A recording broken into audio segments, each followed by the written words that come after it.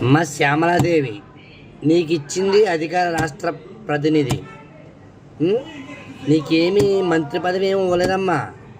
నువ్వు మాట్లాడే మాటలు ఎలా ఉన్నాయి తెలుసా? ఆంధ్ర ప్రజల మనోభావాలు దెబ్బతినేలాగా ఉన్నాయి. పిల్లికి బెచ్చం పెట్టినవాడు తండ్రి కొడుకులు ఇద్దరునా? అమ్మా, మనం ₹1,00,00,000 ప్రకటించాడు వరదలు వచ్చినప్పుడు.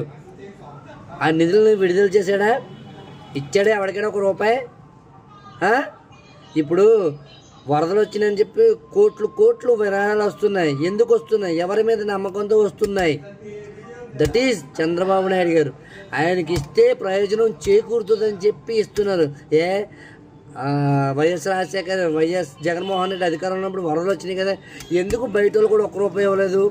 వీడి పిల్లికి బెచ్చబెట్టడో, ఇచ్చిన డబ్బు దెంకిపోతాడో అని చెప్పి ఇవ్వలేదమ్మా. నువ్వు మాట్లాడితే పెద్ద నోరు మూసుకుని ఉండాలి.